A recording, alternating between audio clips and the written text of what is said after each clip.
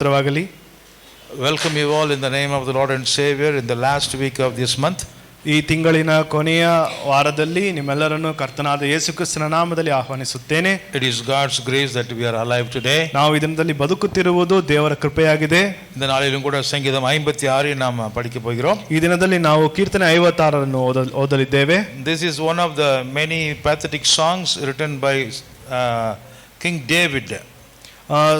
ಅರಸನಾದ ದಾವೀದನು ಬರೆದಿರುವ ಕೀರ್ತನೆಗಳಲ್ಲಿ ಇದೊಂದು ಬಹಳ ಒಂದು ದುಃಖವಾದ ಒಂದು ಕೀರ್ತನೆಯಾಗಿದೆ. It is one of the many songs which is written in distress, in difficulties. ಕಷ್ಟದ ಸಮಯದಲ್ಲಿ ಬರೆಯಲ್ಪಟ್ಟಿರುವ ಕೀರ್ತನೆಗಳಲ್ಲಿ ಇದು ಒಂದಾಗಿದೆ. To the chief musician on Jonah, Elam, Rehoboam, victim of David, when the Philistines took him in Gath. ಪ್ರಧಾನ ಗಾಯಕನ ಕೀರ್ತನ ಸಂಗ್ರಹದಿಂದ ತೆಗೆದದ್ದು ಯೋನತ್, ಏಲೇಮ್, ರೆಹೋಕಿ ಎಂಬ ರಾಗ தாவீதனு கத் ಎಂಬ ஊரிನಲ್ಲಿ பிலிஸ்டியರ ಕೈವಶವಾದಾಗ ರಚಿಸಿದ ಕಾವ್ಯ.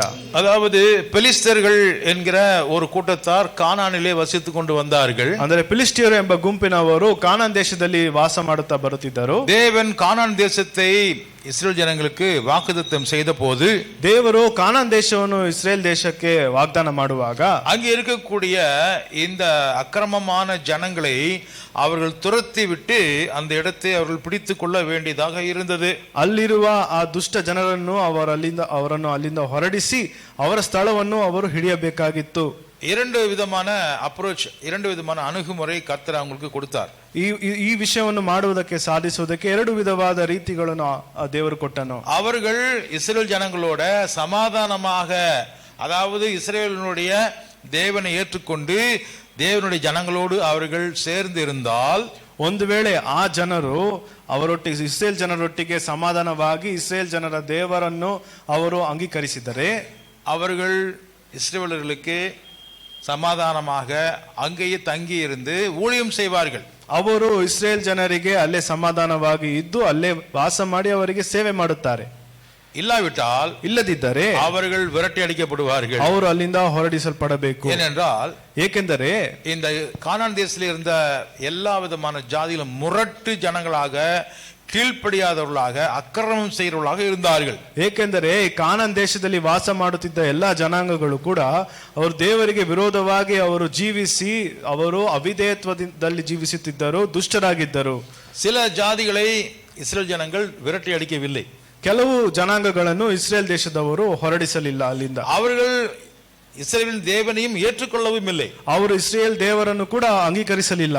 அப்படிப்பட்ட முரட்டாட்டமான ஜனங்களிலே ஒரு கூட்டத்தார் தான் இந்த பெலிஸ்தியர். ಅಂತ ಕ್ರೂರವಾದ ಜನಾಂಗದಲ್ಲಿ ಒಂದು ಗುಂಪು ಈ ಫಿಲಿಸ್ಟಿಯರು.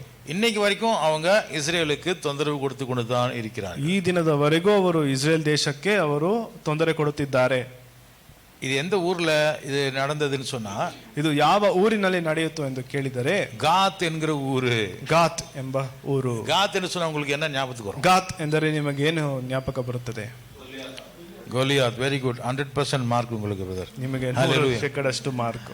காத் என்கிற ஊர்ல ராட்சத உருவத்திலே ஜனங்கள் இருந்தார்கள். ಗಾತ್ ಎಂಬ ಊರಿನಲ್ಲಿ ರಾಕ್ಷಸ ರೂಪದಲ್ಲಿ ಜನರು ಇದ್ದರು. நார்மல் ஹைட் ஒரு ஆளுக்கு 5 அடியிலிருந்து 5.5 அடி வரைக்கும் இருக்குதுன்னு சொன்னா, ಸಾಮಾನ್ಯವಾಗಿ ಒಬ್ಬ ವ್ಯಕ್ತಿಗೆ 5 ರಿಂದ 5.5 ಅಡಿ ಎತ್ತರವಿದ್ದರೆ, இந்த பெலிஸ்தர்களுடைய வம்சத்திலே பார்த்தீங்கன்னா ஒவ்வொருத்தனும் 9 அடி, 8 அடி, 9 அடி, 10 அடி இருப்பான். ಈ ಫಿಲಿಸ್ಟಿಯ ಜನಾಂಗದವರನ್ನು ನೋಡಿದರೆ ಪ್ರತಿಯೊಬ್ಬನು 9.5 ಅಡಿ, 10 ಅಡಿ ಅಷ್ಟು ಎತ್ತರವಾಗಿದ್ದರು. சாதாரண மனுஷ உருவத்தை விட அவர்கள் பயங்கரமான உடல் உறுப்புகள் எல்லாம் பெருசாக இருக்கும். ಸಾಮಾನ್ಯವಾಗಿರುವ ಜನರಿಗಿಂತ ಇವರ ದೇಹದ ಅಂಗಗಳು ಬಹಳ ದೊಡ್ಡದಾಗಿರುತ್ತದೆ. அதனாலே அவர்கள் அக்கிரமமாக நடப்பார்கள். ಆದ್ದರಿಂದ ಅವರು ಬಹಳ ಒಂದು ಅಕ್ರಮದಲ್ಲಿ ನಡೆಯುತ್ತಾರೆ. மற்ற தேசத்தில் கூடிய ஜனங்கள் அவர்களை பார்த்து பயப்படுவார்கள். ಬೇರೆ ದೇಶದವರು ಇವರನ್ನು ನೋಡಿ ಭಯಪಡುತ್ತಾರೆ. அதனாலே இஸ்ரேல் ஜனங்களுக்கு மத்தியிலே அவர்கள் ஒரு எப்பொழுதுமே தொந்தரவு கொடுத்து கொண்டே இருப்பார்கள். ಆದ್ದರಿಂದ ಇಸ್ರೇಲ್ ಜನರ ಮಧ್ಯದಲ್ಲಿ ಯಾವಾಗಲೂ ಅವರು ತೊಂದರೆ ಕೊಡುವವರಾಗಿದ್ದರು. இப்படிப்பட்ட ஜனங்கள் இஸ்ரவேலுக்கு இன்னைக்கு இருக்கக்கூடிய இஸ்ரவேலில் கூட இன்னும் இருக்கிறாங்க. ಇಂಥ ಜನರು ಈ ದಿನದಲ್ಲಿ ಇಸ್ರೇಲ್ ಜನರ ಮಧ್ಯದಲ್ಲಿ ಕೂಡ ಇದ್ದಾರೆ. அவ்வளவு உயரம் இருக்காங்களா எனக்கு தெரியல, ಅಷ್ಟು ಎತ್ತರವಾಗಿದ್ದಾರಾ ನಮಗೆ ಗೊತ್ತಿಲ್ಲ. ஆனால் அக்கிரமக்காரர்களாக இருக்கிறாங்க. ಆದರೆ ಅವರು ದುಷ್ಟರಾಗಿದ್ದಾರೆ. அந்த இடத்துல தான் இஸ்ரேலுக்கும் அவங்களுக்கும் தொடர்ச்சியாக என்ன நடக்குது? யுத்தம் நடந்து கொண்டே இருக்கிறது. ಆ ಸ್ಥಳದಲ್ಲಿಯೇ ಇಸ್ರೇಲ್ ಜನರಿಗೂ ಇವರಿಗೂ ಮಧ್ಯದಲ್ಲಿ ಯಾವಾಗಲೂ ಎಡಬಿಡದೆ ಯುದ್ಧ ನಡೆಯುತ್ತಿರುತ್ತದೆ. இப்ப இந்த சூழ்நிலையிலே ராஜாக்களுடைய காலம் ஆரம்பித்த பிறகு ಇಂಥ ಒಂದು ಸಂದರ್ಭದಲ್ಲಿ ಅರಸರ ಒಂದು ಕಾಲ ಪ್ರಾರಂಭವಾದ ನಂತರ இங்க ஒரு சம்பவம் நடக்கிறது. ಇಲ್ಲಿ ಒಂದು ಘಟನೆ ನಡೆಯುತ್ತದೆ. அந்த சம்பவத்தினாலே இந்த பாடலானது எழுதப்பட்டிருக்கிறது. ಆ ಒಂದು ಘಟನೆಯಿಂದ ಈ ಒಂದು ಕೀರ್ತನೆ ರಚಿಸಲ್ಪಟ್ಟಿದ್ದು. தாவீது ராஜாவாக ஆகிறதுக்கு முன்னாடி சில விஷயங்கள் நடந்திருக்கிறது. ದಾವಿದನು ಅರಸನಾಗಿ ಆಗುವುದಕ್ಕೆ ಮುಂಚಿತವಾಗಿ ಕೆಲವು ವಿಷಯಗಳು ನಡೆದಿದೆ. அவன் ராஜாவாக ஆன பிறகு இந்த சம்பவத்தை அவன் பாடலாக எழுதி மியூசிக் வாசிக்கக்கூடிய மியூசிஷியன் கையில கொடுத்து அதை ಅವನ್ ಪಾಡಲಾಗ ಪಾಡಿನಾನ್. ಆ ಒಂದು ಘಟನೆಗಳನ್ನು ದಾವಿದನು ಅರಸನಾದ ನಂತರ ಕೀರ್ತನೆ ಮುಖಾಂತರ ಅವನು ಬರೆದು ಸಂಗೀತ ನಿರ್ದೇಶಕರಿಗೆ ಅವನು ಕೊಟ್ಟು ಒಂದು ರಾಗವನ್ನು ಹಾಕಲು ಹೇಳುತ್ತಾನೆ. இந்த பாடல் பிற்பாடு ஆராதனை நேரத்திலே பாடலாக பாடப்பட்டது. ಮುಂದೆ ಅದು ಆರಾಧನೆಯ ಸಮಯದಲ್ಲಿ ಈ ಹಾಡನ್ನು ಆರಾಧನೆಯಲ್ಲಿ ಹಾಡಲಾಯಿತು. அவர்கள் அதற்காக எடுத்துக்கொண்ட ராகத்தின் பெயர் தான் இங்கே நாம் பார்க்கிறோம். ಅವರು ಅದಕ್ಕೋಸ್ಕರ ಆಯ್ಕೆ ಮಾಡಿದ ರಾಗವನ್ನೇ ನಾವು ಇಲ್ಲಿ ನೋಡುತ್ತೇವೆ. ಜೋನಾಥ್ ಏಲಾಮ್ ರಹೋಕೀಮ್. ಯೋನತ್ ಏಲೇಮ್ ಮತ್ತು ರೆಹೋಕೀಮ್ ಎಂಬ. அப்படின்னா என்ன அர்த்தம்னா, this is the meaning of a dove on a distant trees of oaks. அதாவது தூரத்திலே தொலைவில் இருக்கக்கூடிய ஓக்ஸ் மரங்களிலே ஒரு புறா அப்படியே மறைந்து பதுங்கி இருக்கிறது. ಅಂದರೆ ದೂರದಲ್ಲಿರುವ ಓಕ್ ಮರಗಳಲ್ಲಿ ಒಂದು ಪಾರಿವಾಳವು ಮರೆಯಾಗಿದೆ. அந்த ராகமா, அந்த ராகத்துக்கு பேர் இவ்வளவு விஷயம் இருக்குது. ಆ ರಾಗದೊಳಗೆ ಇಷ್ಟು ವಿಷಯಗಳು ಉಂಟು. ஏன் ஓக் மரத்துல தூரத்துல அந்த புறா இருக்குது அப்படின்னா, ಏಕೆ ಓಕ್ ಮರಗಳಲ್ಲಿ ದೂರದಲ್ಲಿ ಈ ಪಾರಿವಾಳ ಇದೆ ಎಂದರೆ, யாராவது ஒருத்தர் அழகா இருந்தா அவங்களுக்கு ஆபத்து இருக்குதுன்னு அர்த்தம். ಯಾರಾದರೂ ಒಬ್ರು ಸುಂದರವಾಗಿದ್ದರೆ ಅವರಿಗೆ ಖಂಡಿತವಾಗಿ ಅಪಾಯ ಉಂಟೆಂದು. யாராவது ஒருத்தர் நல்லவங்களா இருந்தாங்கன்னா அவங்கள சுத்தி வேட்டையாடுறவங்க அநேகம் பேர் இருப்பாங்க. ಯಾರಾದರೂ ಚೆನ್ನಾಗಿದ್ದರೆ ಅವರ ಸುತ್ತಲೂ ಬೇಟೆ ಆಡುವುದಕ್ಕೆ ಜನರು ಸುತ್ತಿಕೊಂಡಿರುತ್ತಾರೆ. உலகத்துல தேவனுக்கு பயந்து ஒரு நீதிமான் இருந்தால் என்று சொன்னால், ಲೋಕದಲ್ಲಿ ದೇವರಿಗೆ ಭಯಪಟ್ಟು ಒಬ್ಬ ನೀತಿವಂತನು ಇದ್ದಾನೆಂದರೆ அவனுக்கு விரோதமாக அநேக துன்மார்க்கர்கள் எழும்புவார்கள். ಅವನಿಗೆ ವಿರೋಧವಾಗಿ ಅನೇಕ ದುಷ್ಟ ಜನರು ಎದ್ದೇಳುತ್ತಾರೆ. இன்னைக்கு உண்மையான கிறிஸ்தவ சபை எங்கெல்லாம் நடக்குதோ, ಈ ದಿನದಲ್ಲಿ ನಿಜವಾದ ಕ್ರೈಸ್ತರ ಸಭೆಯಲ್ಲೆಲ್ಲ ನಡೆಯುತ್ತಿದೆಯೋ, எங்க நல்ல ஜனங்க ரட்சிக்கப்பட்டு சபைகளில் சேர்க்கப்படுகிறார்களோ, ಎಲ್ಲಿ ಚೆನ್ನಾಗಿ ಜನರು ರಕ್ಷಣೆ ಹೊಂದು ಸಭೆಯಲ್ಲಿ ಸೇರುತ್ತಾರೋ அந்த சபைக்கு விரோதமாக அநேகர் எழும்புவார்கள். ಅಲ್ಲೆಲ್ಲ ಆ ಸಭೆಗೆ ವಿರೋಧವಾಗಿ ಜನರು ಎದ್ದೇಳುತ್ತಾರೆ. சபைக்கு வெளியில இருந்தும் வருவாங்க, சபைக்கு உள்ள இருக்கக்கூடிய அவிசுவாசிகளும் எழும்புவார்கள். ಸಭೆಯ ಹೊರಗೆ ಇಂದನು ಬರುತ್ತಾರೆ, ಸಭೆಯ ಒಳಗಿರುವ ಅವಿಶ್ವಾಸಿಗಳು ಕೂಡ ಅವರಿಗೆ ವಿರೋಧವಾಗಿ ಹೇಳುತ್ತಾರೆ. உண்மையான தேவனுக்கு பக்தனாக இருக்கக்கூடியவர்களுக்கு, ನಿಜವಾದ ದೇವರಿಗೆ ಭಕ್ತರಾಗಿರುವವರಿಗೆ எப்பொழுதுமே ஆபத்து காத்திருக்கிறது. ಯಾವಾಗಲೂ ಅಪಾಯ ಉಂಟು. ஏதாவது ஒண்ணு அவங்கள குத்தி அவர்களை வேதனைப்படுத்துவதற்கு ரெடியா இருப்பாங்க. ಯಾವುದಾದರೂ ಒಂದು ಕಾರಣ ಇಟ್ಟುಕೊಂಡು ಅವರನ್ನು ಚುಚ್ಚಲು, ಅವರಿಗೆ ವಿರೋಧವಾಗಿ ಮಾತಾಡಲು ಕಾದುಕೊಂಡಿರುತ್ತಾರೆ. இந்த மாதிரி ஒரு சூழ்நிலையிலே தான், ಇಂಥ ಒಂದು ಪರಿಸ್ಥಿತಿಯಲ್ಲಿಯೇ தாவீது அநேக தரம் கடந்து போனான். ದಾವಿದನು ಅನೇಕ ಸಾರಿ ದಾಟಿ ಹೋದನು. உங்களுக்கு அந்த மாதிரி பிரச்சனை இருந்தா நீங்க ஒன்னும் ஆச்சரியப்பட வேண்டாம். ನಿಮಗೂ ಕೂಡ ಅದೇ ಸಮಸ್ಯೆವಿದ್ದರೆ ನೀವು ಆಶ್ಚರ್ಯ ಪಡುವುದು ಬೇಡ. ಯೇಸು ಕ್ರಿಸ್ತುவை போல நல்லவர் யாருமே இந்த உலகத்தில் இல்லை. ಕರ್ತನಾದ ಯೇಸು ಕ್ರಿಸ್ತನಂತೆ ಒಳ್ಳೆಯವನು ಈ ಲೋಕದಲ್ಲಿ ಯಾರೂ ಇಲ್ಲ. ஆனால் அவருக்கு வந்த எதிர்ப்புகளை போல யாருக்குமே வந்ததில்லை. ಆದರೆ ಆತನಿಗೆ ಬಂದ ವಿರೋಧತ್ವಕ್ಕಿಂತ ಯಾರಿಗೂ ಬರಲಿಲ್ಲ. ಯೇಸು ಕ್ರಿಸ್ತುவை பகைத்தவர்களை போல யாருமே நம்மளை இன்னும் பகைக்கல. ಯೇಸು ಕ್ರಿಸ್ತನನ್ನು ಹಾಗೆ ಮಾಡುವವರಂತೆ ನಮ್ಮನ್ನು ಯಾರು ಇನ್ನೂ ಹಾಗೆ ಮಾಡಲಿಲ್ಲ. நம்மள கொஞ்சம் யாராவது வந்து பக்கத்துல வந்து ஏதாவது ஒன்று சொல்லிட்டா, ನಮಗೆ ಪಕ್ಕದಲ್ಲಿ ಬಂದು ಸ್ವಲ್ಪ ಏನಾದರೂ ಜನರು ಹೇಳಿಬಿಟ್ಟರೆ தாங்க முடியாது. ನಮ್ಮಲ್ಲಿ ಸಹಿಸಿಕೊಳ್ಳಲು ಸಾಧ್ಯವಿಲ್ಲ. நம்ம அவங்கள கொலை பண்ண முடியாது, ಅವರನ್ನು ಕೊಲೆನೂ ಮಾಡಕ್ಕಾಗಲ್ಲ. ಆದರೆ அவங்களை விட்டு நம்ம தூர போயிருவோம். ಅವರನ್ನು ಬಿಟ್ಟು ನಾವು ದೂರ ಹೋಗುತ್ತೇವೆ. சங்கீதக்காரன் அப்படித்தான் இருக்கிறான். ಕೀರ್ತನೆಗಾರನು ಹಾಗೆ ಇದ್ದಾನೆ. தூரத்துக்கு போயிட்டான், ದೂರಕ್ಕೆ ಹೋದನು. உயரமான ஒரு ஓக்ஸ் மரத்தினுடைய உச்சியிலே அந்த புறா அப்படியே ஒளிஞ்சுக்கிட்டு இருக்குது. ಎತ್ತರವಾದ ಓಕ್ ಮರದ ಒಂದು ತುದಿಯಲ್ಲಿ ಆ ಪಾರಿವಾಳವು ಕೂತಿದೆ. ಏಕೆ? எங்க பார்த்தாலும் கல் எடுத்து அடிக்கிறாங்க, வில் எடுத்து அடிக்கிறாங்க, வேட்டையாடுறாங்க. ಎಲ್ಲಿ ನೋಡಿದರೂ ಕಲ್ಲೆಸೆದು ಹೊಡೆಯುತ್ತಾರೆ, ಬಿಲ್ಲಿಂದ ಹೊಡೆಯುತ್ತಾರೆ, ಬೇಟೆಯಾಡುತ್ತಾರೆ. வாசிப்போம், ಓದೋಣ. 1 சாமுவேல் 21 அதிகாரம், 1 ಸಮುವೇಲ 21 ಅಧ್ಯಾಯ வசனம் 10, ವಾಕ್ಯ 10 வாசிங்க. ಓದೋಣ.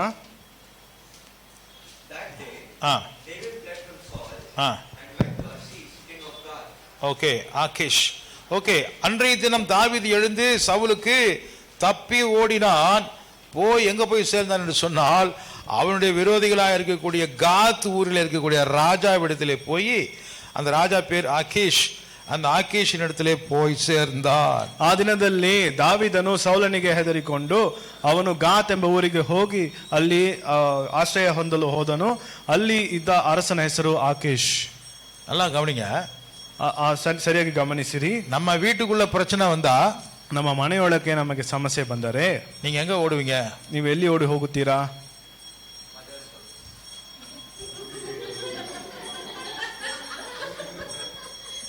யார் வீட்டுக்கு?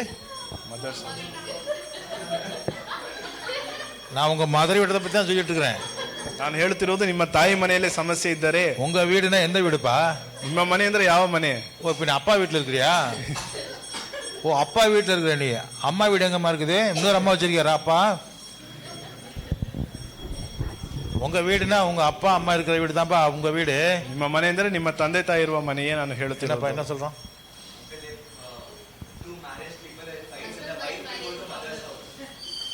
நான் உன்னை கேட்கிறேன், ನಾವು ನಿಮ್ಮನ್ನು ಕೇಳುತ್ತಿದ್ದೇನೆ. உங்க வீட்டுல பிரச்சனை உனக்கு வந்தா நீ எங்க போவாய்? ನಿಮ್ಮ ಮನೆಯಲ್ಲಿ ನಿಮಗೆ ಸಮಸ್ಯೆ ಬಂದರೆ ನೀವು ಎಲ್ಲಿ ಓಡಿ ಹೋಗುತ್ತೀರಾ? பாருங்க, வயசுக்கு மிஞ்சி பேசுறான்.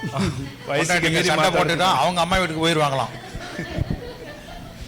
உனக்கு கஷ்டம் வந்தா நீ எங்க போவான்னு கேக்குறேன். தேவனிடத்தில். வேற ஒருத்தர் வீட்டுக்கா? தேவனிடத்தில். ஆஹா, ஹல்லேலூயா, ஹல்லேலூயா, ಹಲ್ಲೆಲೂಯಾ. ஆனா இவன் பாருங்க எங்க போறான்னா, ಆದ್ರೆ ದಾವೀದನನ್ನು ನೋಡಿ ಎಲ್ಲಿ ಹೋಗುತ್ತಾನೆಂದರೆ, அவன் யார் எந்த தேசத்தினுடைய வீரனை சாகடித்தானோ அந்த ஊருக்கு போறான். ಯಾವ ದೇಶದ ವೀರನನ್ನು ಅವನು ಕೊಂದು ಹಾಕಿದನೋ ಆ ಊರಿಗೆ ಹೋಗುತ್ತಾನೆ. யார அவன் கொன்றான்? ಯಾರನ್ನು ಅವನು ಕೊಂದಿದ್ದು? கோலியாத் எந்த ஊருக்காரன்? ಗೋಲಿಯಾತನು ಯಾವ ಊರಿನವನು? காத்து ஊருக்காரங்க பெலிஸ்தர்கள் இல்லையா? ಗಾತ್ ಊರಿನವರು ಫಿಲಿಸ್ತ್ಯರಲ್ಲವೇ? அவள் தேவனை தூஷிக்கிறவங்க இல்லையா? ದೇವರನ್ನು ದೂಷಿಸುವವರಲ್ಲವೇ? அவள் இஸ்ரவேலின் தேவனை கனப்படுத்துவாங்களா? ಇಸ್ರೇಲ್ ದೇವರನ್ನು ಅವರು ಘನಪಡಿಸುತ್ತಾರಾ? அவிசுவாசிகளுடைய ஊர் இல்லையா அது? ಅವಿಶ್ವಾಸಿಗಳ ಊರಲ್ಲವೇ ಅದು? அந்த ஊருக்கு ஒரு தலைவனா இருக்கவன் எவ்வளவு கெட்டவனா இருப்பான்? ಆ ಊರಿಗೆ ನಾಯಕನಾಗಿರುವವನು ಎಷ್ಟು ಕೆಟ್ಟವನಾಗಿರಬಹುದು? வீட்டுக்குள்ள சண்டை வந்தா எதிரி வீட்டுக்குள்ள போந்துட்டான் இவன். ಮನೆಯೊಳಗೆ ಸಮಸ್ಯೆ ಬಂದರೆ ವೈರಿಯ ಮನೆಯೊಳಗೆ ಸೇರಿದನು. எச்சரிக்கை, ಎಚ್ಚರಿಕೆ. வீட்டுக்குள்ள இருக்கிறவங்க அடிச்சா பரவாயில்ல, ಮನೆಯೊಳಗೆ ಇರುವವರು ಹೊಡೆದರೆ ಪರವಾಗಿಲ್ಲ. ஆனா எதிரி வீட்டுக்கு போய் உதவிக்காக போகாதீங்க, உங்களுக்கு இன்னும் ஆபத்து அதிகம். ಆದರೆ ವೈರಿಗಳ ಮನೆಗೆ ಸಹಾಯಕ್ಕೋಸ್ಕರ ಹೋಗಬೇಡಿ, ಅದು ಇನ್ನೂ ನಿಮಗೆ ಅಪಾಯವಾಗುತ್ತದೆ. அங்க போன உடனே என்ன நடக்குது தெரியுமா? ಅಲ್ಲಿ ಹೋದ ನಂತರ ಏನು ನಡೆಯುತ್ತದೆ ಗೊತ್ತಾ? நம்ம ஊரினுடைய தலைவனே இவன் கொன்னவன் இல்லையா? ನಮ್ಮ ಊರಿನ ವೀರನನ್ನೇ ನಾಯಕನನ್ನೇ ಇವನು ಕೊಂದನಲ್ಲವೇ? உண்மையான ராஜா இவன் தான்டா, அந்த சவுல் கிடையாது. அவன் ஒரு பொம்மை, அவன் ஒரு டுபாக்கூரு. ನಿಜವಾದ ರಾಜ ಇವನೇ, ಸೌಲನು ಸುಮ್ಮನೆ ಅವನು. அந்த சவுலுக்கு தைரியம் கிடையாது. ಸೌಲನಿಗೆ ಧೈರ್ಯವಿಲ್ಲ. அவன் கூடாரத்துக்குள்ளே மறைஞ்சு இருக்கிறான். ಗುಡಾರದೊಳಗೆ ಅವನು ಮರೆಯಾಗಿದ್ದಾನೆ. தாவீது தான் உண்மையான ராஜா. ದಾವಿದನೇ ನಿಜವಾದ ಅರಸನು. அவன் தான் அவன் தூஷிக்கும் பொழுது இவன் எதிர்த்து போரிட்டான். ಗೊಲಿಯಾತನು ದೂಷಿಸುವಾಗ ಇವನೇ ಅವನಿಗೆ ವಿರೋಧವಾಗಿ ಎದುರಿಸಿ ಕೊಂದು ಹಾಕಿದನು. அந்த சவுல் கிடையாது, ಅದು ಸೌಲನಲ್ಲ. சவுல் ஒரு சும்மா பொம்மை ராஜா. அவனுக்கு அதிகாரம் இருந்தும் அது அவனுக்கு உபயோகிக்க தெரியல. ಸೌಲನು ಸುಮ್ಮನೆ ಗೊಂಬೆ ಅರಸನಾಗಿದ್ದಾನೆ, ನಿಜವಾಗಿ ಏನು ನಡೆಯುತ್ತಿದೆ ಅವನಿಗೆ ಗೊತ್ತಿಲ್ಲ. இஸ்ரவேலினுடைய ராஜா இவன் தானே, ಇಸ್ರೇಲರ ರಾಜನು ಇವನೇ ಅಲ್ಲವೇ? யார் சொன்னது? ಯಾರು ಹೇಳಿದ್ದು? அந்த ராஜா சொல்றான். ಆ ಅರಸನು ಹೇಳುತ್ತಾನೆ. வாசிங்க 1 சாமுவேல் 21ஆம் அதிகாரம். ಓದಿರಿ 1 ಸಮುವೇಲನ 21ನೇ ಅಧ್ಯಾಯ ವಚனம் 11 ವಾಕ್ಯ 11. ಆಕೀಷನ ಸೇವಕರು ಸೌಲನು 1000 ಗಟ್ಟಳೆಯಾಗಿ ಕೊಂದನು, ದಾವೀದನು 10,000 ಗಟ್ಟಳೆಯಾಗಿ ಕೊಂದನು. ஆக்கீச்சின் ஊழியக்காரர் அவனை பார்த்து, தேசத்து ராஜாவாகிய தாவீது இவன் அல்லவோ? ஆஹா, தேசத்தினுடைய ராஜாவாகிய தாவீது இவன் தானே. ஆனா இன்னும் தாவீது ராஜாவா ஆகவே இல்ல. ಆದರೆ ದಾವಿದನು ಇನ್ನೂ ಅರಸನಾಗಿ ಆಗಲಿಲ್ಲ. சவுல் தான் அரசாட்சி கொண்டிருக்கிறான். ಸೌಲನೇ ಇನ್ನೂ ಆಳ್ವಿಕೆ ಮಾಡುತ್ತಿದ್ದಾನೆ. சவுல் ராஜாவாக இருக்கும் பொழுதே மற்ற ஊர்க்காரங்க, உலகத்தின் ஜனங்க ಯಾரை பத்தி ராஜாவாக நினைத்தாங்க? ಸೌಲನು ಅರಸನಾಗಿರುವಾಗಲೇ ಊರಿನಲ್ಲಿರುವ ಬೇರೆಯೊಬ್ಬರು ಏನು ಹೇಳಿದರು? உலகத்தில் இருக்கிற மற்ற தேசங்கள் என்னப்பா எப்படி செய்தாங்க? ಲೋಕದಲ್ಲಿದ್ದ ಬೇರೆ ದೇಶಗಳು ಏನು ಹೇಳಿದರು? தாவீது தான் இஸ்ரவேலுடைய ராஜா இல்லையா? ದಾವಿದನೇ ಇಸ್ರೇಲಿಯರ ಅರಸನು ಅಲ್ಲವೇ? இஸ்ரவேலை காப்பாற்றினது போரிட்டது யாரு? ಇಸ್ರೇಲಿಯರನ್ನು ಕಾಪಾಡಿದ್ದು, ಯುದ್ಧ ಮಾಡಿ ಜಯಿಸಿದ್ದು ಯಾರು? இவன் தானே. ಇವನೇ. டேய், இந்த தாவீது இங்க இருக்கிறான். ಈ ದಾವಿದನು ಇಲ್ಲಿದ್ದಾನೆ.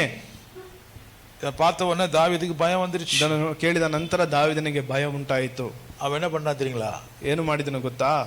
பைத்தியக்கார மாதிரி வாயிலிருந்து ஜொல்லு விட்டு தாடியில முகத்துல அவனே கீறிக்கிட்டு அவன் சட்டையை கிழிச்சுக்கிட்டு பைத்தியக்காரன் மாதிரி ஆக்டிங் கொடுக்கிறான். ಅವನೊಬ್ಬ ಹುಚ್ಚನಾಗಿ ನಟನೆ ಆಡಿ, ಒಬ್ಬ ಹುಚ್ಚನಂತೆ ಅವನು ಗಡ್ಡದ ಮೇಲೆಲ್ಲ ಜೊಲ್ಲನ್ನು ಸುರಿಸುತ್ತಾ ಅವನು ನಟಿಸುತ್ತಾನೆ. வசனம் 12-13 வாசிங்க. 12-13 ವಾಕ್ಯಗಳನ್ನು ಓದಿರಿ.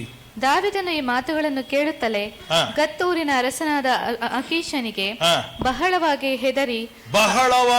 ಹೆದರಿ ಅವನ ಸೇವಕರ ಮುಂದೆ ತನ್ನ ಬುದ್ಧಿಯನ್ನು ಮಾರ್ಪಡಿಸಿಕೊಂಡು ಗಡ್ಡದ ಮೇಲೆಲ್ಲ ಜೊಲ್ಲು ಸುರಿಸುತ್ತಾ ಕದಗಳನ್ನು ಕೆರೆಯುತ್ತಾ ತನ್ನನ್ನು ಹುಚ್ಚನಂತೆ ತೋರಿಸಿಕೊಂಡನು. தன்னை ஒரு பைத்தியக்காரனாக அவன் அவர்களுக்கு முன்பாக அவன் நடந்து கொண்டான். ತನ್ನನ್ನು ಹುಚ್ಚನಂತೆ ಅವರ ಮುಂದೆ ತೋರಿಸಿಕೊಂಡನು. அப்ப அந்த ராஜா என்ன பண்ணா? ಆಗ ಆ ರಾಜನ ಏನು ಮಾಡಿದನು? அந்த ஜனங்க என்ன பண்ணாங்க? ಆ ಜನರು ಏನು ಮಾಡಿದರು? என்ன செஞ்சிருப்பாங்க? ಏನು ಮಾಡಿರಬಹುದು? ஆமென். என்ன பண்ணாங்க? ಏನು ಮಾಡಿದರು? கேலி பண்ணி சிரிச்சு ಪರಿಹಾಸ್ಯವಾಗಿ, டேய் தாவீது பைத்தியக்காரன், ஒரு லூசு பயடா, ಅವನನ್ನು ಪರಿಹಾಸ್ಯ ಮಾಡಿ ಅವನಿಗೆ ಗೇಲಿ ಮಾಡಿ ದಾವಿದನು ಒಬ್ಬ ಹುಚ್ಚನು ಎಂದು ಹೇಳಿದರು. நாம கூட என்னமோ பார்த்து ரொம்ப பயந்துட்டோம் இல்லையா? ನಾವೇನೋ ಇವನನ್ನು ನೋಡಿ ಹೆದರಿದ್ದೇವೆ.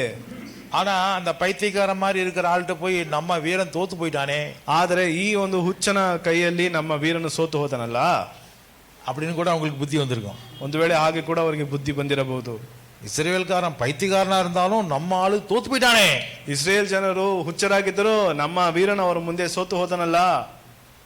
ஆனா அந்த ராஜா விட்டுட்டான். சரி விட்டுருப்பா, அவன் நம்ம ஊர்ல பைத்தியக்காரன்லாம் கம்மி, ಸರಿ ಬಿಡಪ್ಪ, ಅವನನ್ನು ಬಿಡು, ನಮ್ಮ ಊರಿನಲ್ಲಿ ಹುಚ್ಚರು ಕಡಿಮೆಯಾಗಿದ್ದಾರಾ, சரி விட்டுரு, அவன் அப்படியே இப்படியே போட்டும், ಬಿಡಲಿ, ಅವನು ಹಾಗೆ ಹೋಗಲಿ ಎಂದು.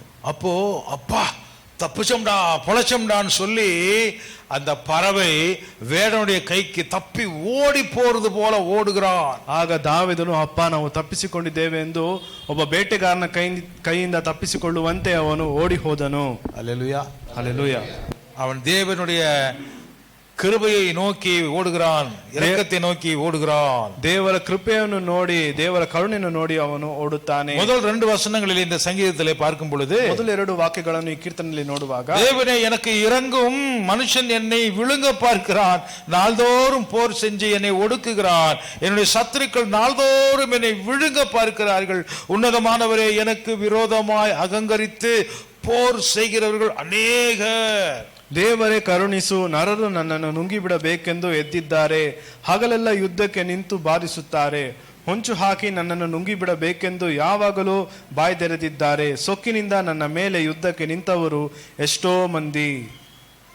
பாவ வாழ்க்கையில வாழ்ந்து கொண்டிருக்கும் பொழுது, ಪಾಪ ಜೀವನದಲ್ಲಿ ಜೀವಿಸುತ್ತಿರುವಾಗ அவர்களுக்கு சுவிசேஷத்தை அறிவிப்பதற்காக, ಅವರಿಗೆ ಸುವಾರ್ತೆಯನ್ನು ಸಾರುವುದಕ್ಕಾಗಿ நான் ஒரு படத்தை காட்டி அவர்களுக்கு நான் எக்ஸ்பிளைன் பண்ணி சொல்லுவேன். ಅವರಿಗೆ ಒಂದು ಚಿತ್ರವನ್ನು ತೋರಿಸಿ ಅವರಿಗೆ ವಿವರಿಸಿ ನಾನು ಹೇಳುತ್ತಿದ್ದೆ. அது என்னன்னு சொன்னா, ಅದೇನೆಂದರೆ, ஒரு மனிதன் ஓடுகிறான், தப்பித்து ஓடுகிறான், ಒಬ್ಬ ಮನುಷ್ಯನು ತಪ್ಪಿಸಿಕೊಂಡು ಓಡುತ್ತಾನೆ. அவன் ஓடுகிற பார்த்தா பின்னாடி அவனை புலி துரத்தி கொண்டு வருகிறது. ಅವನು ಓಡುವ ವೇಗವನ್ನು ನೋಡಿದರೆ ಕಾರಣವೇನೆಂದು ನೋಡಿದರೆ ಹಿಂದ್ಗಡೆ ಒಂದು ಹುಲಿ ಅವನನ್ನು ಅಟ್ಟಿಸುತ್ತಿದೆ. அந்த புலியினுடைய கையிலிருந்து தப்பித்துக் கொள்வதற்காக ஓடும் பொழுது, ಆ ಹುಲಿಯ ಕೈಯಿಂದ ತಪ್ಪಿಸಿಕೊಳ್ಳಲು ಅವನು ಓಡಿ ಹೋಗುವಾಗ ஒரு பயங்கரமான ஒரு இருட்டான இடத்திலே குளிர்ப்பதை தெரியாமல் அதிலே விழுந்து விடுகிறான். ಭಯಂಕರವಾದ ಒಂದು ಹಳ್ಳದಲ್ಲಿ ಅವನು ಕಣ್ಣು ಕಾಣಿಸದೆ ಬೀಳುತ್ತಾನೆ. அவன் விழும் பொழுது அது பயங்கரமான ஒரு குழியா இருக்குது. அப்பதான் அவனுக்கு புரியுது. ஆனால் அங்க ஒரு கொடி தொங்கதை பிடித்து கொண்டான். ಆ ಒಂದು ಹಳ್ಳದಲ್ಲಿ ಬೀಳುವಾಗ ಅವನೊಂದು ಕ್ರೀಪರ್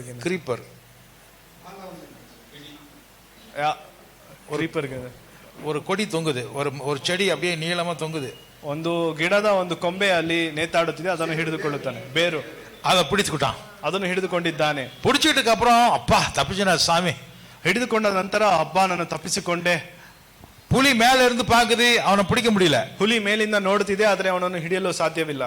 சரி நல்ல வேலை தப்பிச்சு கீழே பார்க்கிறான், கீழே இறங்கலான்னு பார்த்தா ಒಳ್ಳೆ ಸದ್ಯ ನಾವು ತಪ್ಪಿಸಿಕೊಂಡೆ ಎಂದು ನೋಡಿದರೆ, ಕೆಳಗೆ ನೋಡಿದರೆ அங்க பயங்கரமான பாம்புகளும் முதலையும் இருக்கிறது. ಅಲ್ಲಿ ಭಯಂಕರವಾದ ಹಾವುಗಳು ಮೊಸಳೆಗಳು ಉಂಟು. காலை கீழே தொங்க விட முடியாம காலை சல்லின்னு மேல தூக்கிக்கிட்டான். ಕಾಲನ್ನು ಕೆಳಗೆ ನೇತಾಕದೆ ಅವನು ಮೇಲೆ ಎತ್ತಿಕೊಂಡನು. சரி பரவாயில்ல, இந்த கொடி இருக்கிறதுனால பிடிச்சிக்கலாம். ಸರಿ ಪರವಾಗಿಲ್ಲ, ಈ ಬೇರು ಇರುವುದರಿಂದ ಇದನ್ನು ಹಿಡಿದುಕೊಳ್ಳೋಣ. அந்த நேரத்துல ಆ ಸಮಯದಲ್ಲಿ அந்த வேரை சுத்தி சுத்தி 2 எலிங்க, ஒரு கருப்பு எலி ஒரு வெள்ளை எலி கடிச்சு கடிச்சு கடிச்சு கடிச்சு அந்த வேரெல்லாம் காலி பண்ணுது. ಆ ಬೇರನ್ನು ಸುತ್ತಿ 2 ಇಲಿಗಳು, ಒಂದು ಬಿಳಿ ಒಂದು ಕಪ್ಪು, 2 ಆ ಬೇರನ್ನು ಅದು ಕಚ್ಚುತ್ತದೆ. இரவும் பகலும், ಹಗಲು ರಾತ್ರಿ நம்முடைய வாழ்நாளை குறைத்து கொண்டே போகிறது. ನಮ್ಮ ಜೀವನ ದಿನಗಳು ಕಡಿಮೆ ಆಗುತ್ತಿದೆ. நாம் செய்த பாவங்கள் நம்மை துரத்துகிறது. ನಾವು ಮಾಡುವ ಪಾಪಗಳು ನಮ್ಮನ್ನು ಹಿಂದಟ್ಟುತ್ತದೆ. நம்முடைய சுய இச்சைகள் என்கிற முதலைகளும் பாம்புகளும் நம்மை மீண்டும் மீண்டும் கடிக்க ரெடியா காத்திருக்கொண்டு இருக்கிறது. ನಮ್ಮ ಇಚ್ಛೆಗಳಾಗಿರುವ ಮೊಸಳೆಗಳು, ಹಾವುಗಳು ನಮ್ಮನ್ನು ಮತ್ತೆ ಮತ್ತೆ ಕಚ್ಚಲು ಅದು ನೋಡುತ್ತಿದೆ. இதுக்கு நடுவுல, ಇದಕ್ಕೆ ಮಧ್ಯದಲ್ಲಿ மேல இருந்து ஒரு தேன் கூட்டுல இருந்து 2 சொட்டு தேன் வாயில விழுந்துதான். ಮೇಲಿನಿಂದ ಒಂದು ಜೇನು ಗೂಡಿನಿಂದ ಎರಡು ತೊಟ್ಟು ಜೇನು ಬೀಳುತ್ತದೆ. ஆஹா சூப்பர், சோ நைஸ். ಸೂಪರ್, ತುಂಬಾ ಚೆನ್ನಾಗಿದೆ. அந்த மாதிரி தான் இன்னைக்கு நாம சபைக்கு வந்திருக்கிறோம். ಆ ವಿಧವಾಗಿ ಈ ದಿನದಲ್ಲಿ ನಾವು ಸಭೆಗೆ ಬಂದಿದ್ದೇವೆ. ஒவ்வொருத்தருடைய வாழ்நாளும் குறைஞ்சுக்கிட்டே போகுது. ಪ್ರತಿಯೊಬ್ಬರ ಜೀವನದ ಕಾಲವು ಕಡಿಮೆ ಆಗುತ್ತಿದೆ. நமக்குள்ள இருக்கக்கூடிய நம்முடைய பாவ இச்சைகள் நம்மை தின்னுவதற்கு, நம்மை விழுங்குவதற்கு பார்க்கிறது. ನಮ್ಮೊಳಗಿರುವ ಪಾಪದ ಇಚ್ಛೆಗಳು ನಮ್ಮನ್ನು ತಿನ್ನಲು ಅದು ನೋಡುತ್ತಿದೆ. நமக்கு விரோதிகளா இருக்கக்கூடிய அநேகர் நம்மை சாகடிப்பதற்கு நம்மை துரத்துகிறார்கள். ನಮಗೆ ವಿರೋಧವಾಗಿರುವವರು ಅನೇಕರು ನಮ್ಮನ್ನು ಕೊಂದು ಹಾಕುವುದಕ್ಕೆ ಅವರು ಹಿಂದಟ್ಟುತ್ತಾರೆ. இப்பொழுது நமக்கு ஒரு ரட்சகர் தேவை. ಈಗ ನಮಗೆ ಒಬ್ಬ ರಕ್ಷಕನು ಬೇಕಾಗಿದ್ದಾನೆ. தேவனுடைய இரக்கம் தருகிறவர் தேவை. ದೇವರ ಕರುಣೆ ನಮಗೆ ಬೇಕಾಗಿದೆ. ரட்சகர் நமக்கு தேவை. ರಕ್ಷಕನು ನಮಗೆ ಬೇಕಾಗಿದ್ದಾನೆ. இரக்கம் காட்டுகிறவர், நம்மை தூக்கி விடுகிறவர், நம்மை காப்பாற்றுகிறவர் நமக்கு தேவை. ಕರುಣೆ ತೋರಿಸುವವನು, ನಮ್ಮನ್ನು ಎತ್ತುವವನು, ನಮ್ಮನ್ನು ಕಾಪಾಡುವವನು ನಮಗೆ ಬೇಕು. இந்த அழிவிலிருந்து, இந்த பாதாளத்திலிருந்து, இந்த ஆபத்திலிருந்து என்னை காத்துக் கொள்ளுகிறவர் ஒருவர் வேண்டும். ಈ ಪಾತಾಳದಿಂದ, ಈ ನಾಶನದಿಂದ ನಮ್ಮನ್ನು ಕಾಪಾಡುವುದಕ್ಕೆ ಒಬ್ಬನು ಬೇಕು. 1 ಕೊರಿಂಥಿಯர் 1 ಕೊರಿಂಥದವರಿಗೆ 15ನೇ அதிகாரம் 15ನೇ ಅಧ್ಯಾಯ 56 57 56 57. 1 Corinthians chapter 15 1 ಕೊರಿಂಥದವರಿಗೆ 15ನೇ ಅಧ್ಯಾಯ 56 and 57. 56 57.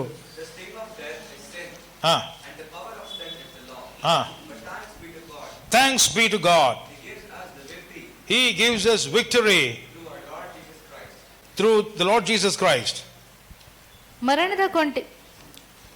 ಮರಣದ ಕೊಂಡಿ ಪಾಪವೇ ಮತ್ತು ಪಾಪದ ಬಲಕ್ಕೆ ಆಧಾರವು ಧರ್ಮಶಾಸ್ತ್ರವೇ. ಆಮೆನ್. ಆದರೆ ದೇವರು ನಮ್ಮ ಕರ್ತನಾದ ಯೇಸುಕ್ರಿಸ್ತನ ಮೂಲಕ ನಮಗೆ ಜಯವನ್ನು ಕೊಟ್ಟಿದ್ದಾನೆ. ಆತನಿಗೆ ಸ್ತೋತ್ರ. ஆத்தனிக்கு ஸ்தோத்திர. மரணத்தின் கூர் பாவம், அழிவுள்ளதாகிய இது அழியாமையையும் சாவுக்கேதுவாகிய இது சாவாமையும் தரித்துக் கொள்ளும் போது மரணம் ஜெயமாக விழுங்கப்பட்டது என்று எழுதியிருக்கிற வார்த்தை நிறைவேறும். இப்ப படிங்க. நம்முடைய கர்த்தராகிய இயேசு கிறிஸ்துவினாலே, நம்முடைய கர்த்தராகிய இயேசு கிறிஸ்துவினாலே நமக்கு ஜெயம் கொடுக்கிற தேவனுக்கு ஸ்தோத்திரம். நமக்கு ஜெயம் கொடுக்கிற தேவனுக்கு ஸ்தோத்திரம். ஸ்தோத்திரம். எல்லாரும் சொல்லுவோமா? ಎಲ್ಲರೂ ಹೇಳೋಣ. நம்முடைய கர்த்தராகிய, ನಮ್ಮ ಕರ್ತನಾದ ಯೇಸು ಕ್ರಿಸ್ತನ ಮೂಲಕ, ಯೇಸು ಕ್ರಿಸ್ತನ ಮೂಲಕ ಜಯವನ್ನು ಕೊಡುವ ದೇವರಿಗೆ, ನಮಗೆ ಜಯವನ್ನು ಕೊಡುವ ದೇವರಿಗೆ ಸ್ತೋತ್ರ. ಸ್ತೋತ್ರ. ಕರ್ತನಾದ ಯೇಸು ಕ್ರಿಸ್ತನ ಮುಖಾಂತರ, ಕರ್ತನಾದ ಯೇಸು ಕ್ರಿಸ್ತನ ಮುಖಾಂತರ ನಮಗೆ ಜಯ ನೀಡುವ ತಂದೆಯಾದ ದೇವರಿಗೆ ಸ್ತೋತ್ರ. ತಂದೆಯಾದ ದೇವರಿಗೆ ಸ್ತೋತ್ರ. ಕರ್ತನಾದ ಯೇಸು ಕ್ರಿಸ್ತನ ಮೂಲಕ, ನಮಗೆ ಜಯವನ್ನು ನೀಡುವ ತಂದೆಯಾದ ದೇವರಿಗೆ ಸ್ತೋತ್ರ. ಎಲ್ಲರೂ ಎದ್ದು ನಿಂತು ಪ್ರಾರ್ಥನೆ ಮಾಡೋಣ. ನಿಂತುಕೊಂಡು ಪ್ರಾರ್ಥನೆ ಮಾಡೋಣ. Lead us in prayer. ಪರಲೋಕದಲ್ಲಿರುವ ನಮ್ಮ ತಂದೆ ಈ ದಿನವನ್ನು ಕೊಟ್ಟಿದ್ದಕ್ಕಾಗಿ ಸ್ತೋತ್ರ ಕರ್ತನೆ. ಈ ಒಂದು ಸಮಯದಲ್ಲಿ ಕೀರ್ತನೆ 56 ಧ್ಯಾನ ಮಾಡುವುದಕ್ಕೆ ನಮಗೆ ಸಹಾಯ ಮಾಡಿದ್ದಕ್ಕೆ ಸ್ತೋತ್ರ ಕರ್ತನೆ. ಈ ಒಂದು ಸಮಯದಲ್ಲಿ ನಾವು ಕೇಳಿದ ವಾಕ್ಯಗಳು ನಮ್ಮ ಹೃದಯದಲ್ಲಿ ನೆಲೆಗೊಂಡಿರುವಂತೆ ಕರ್ತನೆ, ಅದನ್ನು ನಾವು ಕಳೆದುಕೊಳ್ಳದೆ ಕರ್ತನೆ, ನಮ್ಮ ಪಾಪದ ಒಂದು ಇಚ್ಛೆಗಳಿಂದ ಅವುಗಳು ನಮ್ಮನ್ನು ಹಿಂದಟ್ಟುವಾಗ, ನಮ್ಮ ಪಾಪಗಳನ್ನು ನಮ್ಮನ್ನು ಹಿಂದಟ್ಟುವಾಗ ಕರ್ತನೆ, ನಮಗೆ ಜಯವನ್ನು ಕೊಡುವ ಯೇಸು ಕ್ರಿಸ್ತನ ಮೂಲಕ ಜಯವನ್ನು ಕೊಡುವ ತಂದೆ ನಿಮಗೆ ಸ್ತೋತ್ರ ಎಂದು ನಾವು ಹೇಳುತ್ತೇವೆ ಕರ್ತನೆ. ಈ ಒಂದು ಸಮಯದಲ್ಲಿ ಕರ್ತನೆ ನಾವು ಮುಂದಿನ ಭಾಗಗಳನ್ನು ನಿಮ್ಮ ಕೈಯಲ್ಲಿ ಒಪ್ಪಿಸಿಕೊಡುತ್ತೇವೆ. ಈ ಒಂದು ಸಮಯದಲ್ಲಿ ಕೇಳಿದ ವಾಕ್ಯಗಳೆಲ್ಲವನ್ನು ನಾವು ಹೃದಯದಲ್ಲಿ ಇಟ್ಟುಕೊಂಡು ಅದಕ್ಕೆ ಪ್ರಕಾರ ನಡೆಯಬೇಕೆಂದು ಪ್ರಾರ್ಥನೆ ಮಾಡುತ್ತೇವೆ. ಒಳ್ಳೆಯ ತಂದೆಯೇ, ಯೇಸು ಕ್ರಿಸ್ತನ ನಾಮದಲ್ಲಿ ಪ್ರಾರ್ಥನೆ ಮಾಡುತ್ತೇವೆ. ಆಮೇನ್. ದಯವಿಟ್ಟು ಕುಳಿತುಕೊಳ್ಳಿ.